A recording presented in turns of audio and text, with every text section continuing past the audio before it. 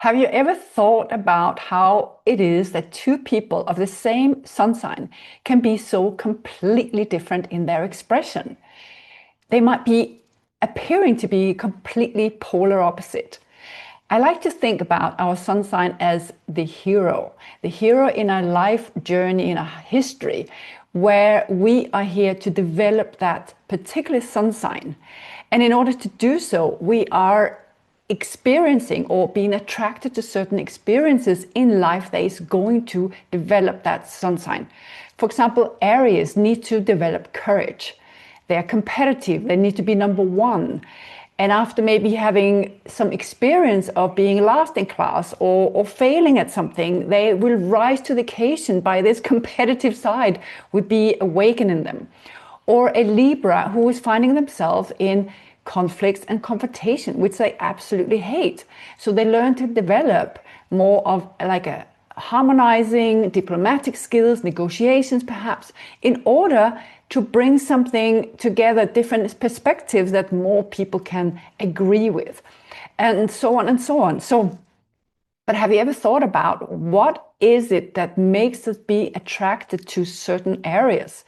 And here I look at the ascending sign.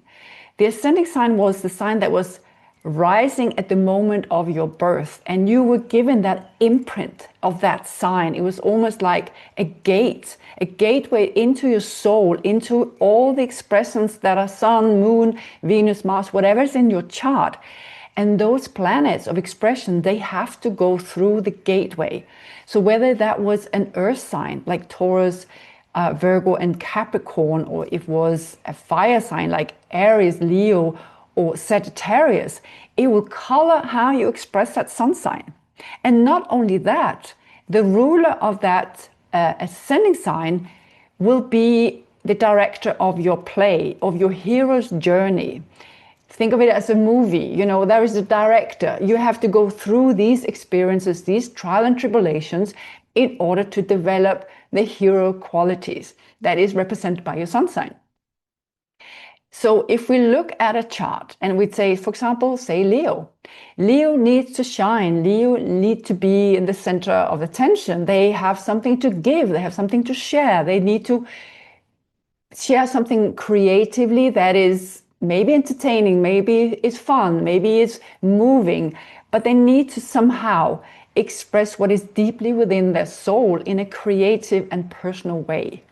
So we all know outgoing Leos and more shy Leos. And one of the places we can look for this difference is what is going on with a rising sign ruler, the ascending sign ruler. Let's say this Leo sun has a Capricorn ascending sign where the ruler is Saturn. So Capricorn ascending sign ruler Saturn. So you imagine now that we have the Saturn placed in the 10th house. So where this particular Leo is going to really be most successful and we most attracted to and driven towards is that 10th house. The 10th house in the chart is very visible.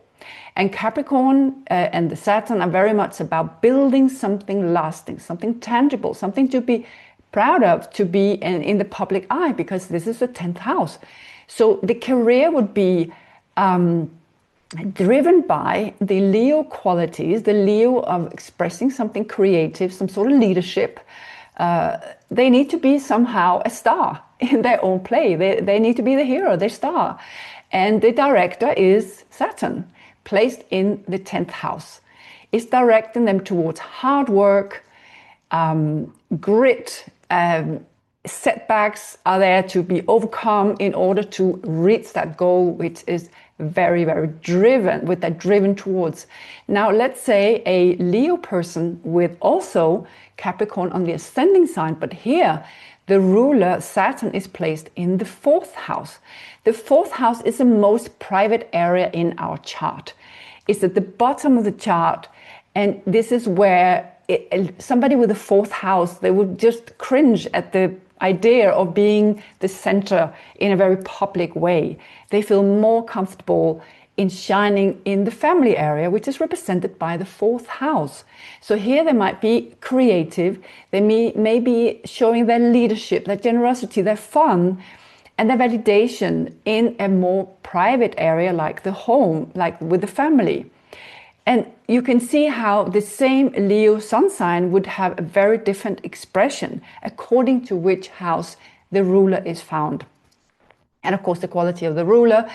Let's say we have Scorpio here.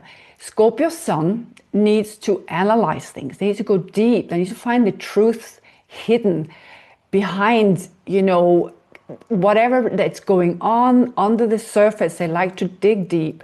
They like to find out what motivates people on an emotional level. And so let's say that this Scorpio sun has a Libra rising, and that means Venus becomes the ruler, and that's placed in the 7th house. So this would be the area of perhaps consultancy work, like being a psychologist, for example, one-on-one conversations. This is where this Scorpio, this area where the Scorpio would be shining, would be able to express themselves, perhaps attracting certain clients that reflect some of the work that they need to also do on themselves, or that they have done on themselves, and they're now able to give that to a client in a one-on-one setting. So this would be where they're drawn to as a Scorpio. Let's say we have like a Gemini sun with Sagittarius rising. So that means Jupiter is the ruler. So let's say that Jupiter is placed in the 9th house. So where the Gemini sun get to really thrive and communicate would be in an international arena. Maybe they would travel abroad or work with foreigners. They would be around international people, learning languages, learning new beliefs, anthropology. This is where they're shining and finding the expression of their communication skills. Maybe they would like to publish. This is something very 9th house and Jupiterian, publish something they've written, something article, something they are interested in certain areas.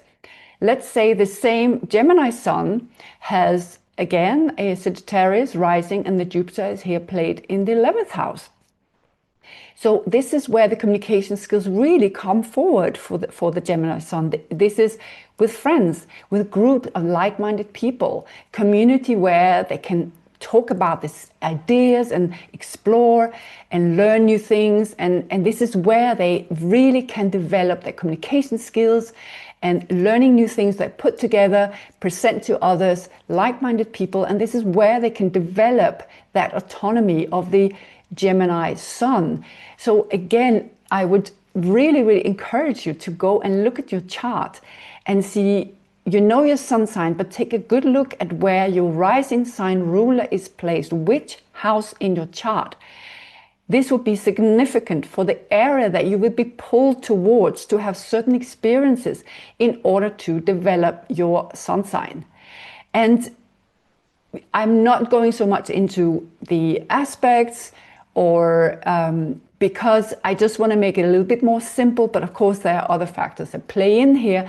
But I really, in my work with clients, I see so many times that the ascending sign ruler's placement, in which house is placed, will have so much to say about what kind of life choices you make, where you're going to shine with your hero story, where you're going to be the star, and because it really is operating a bit like a director. What life direction is going to play out for you? What is the most important thing in your life that you are pulled towards in order to shine and to become the best version of that sun sign? And of course, if you are interested in going through reading your story, your hero story, and who's directing your play, your life story, you can contact me on dancingastrologer.com, and we will have a look at your specific story and see what's going on there. And also see if you are living your truth, if you are aligned with the direction your life is taking, or if you've taken a bit of a detour. So thank you so much for watching. I appreciate it very much, and I see you next time. Thank you so much.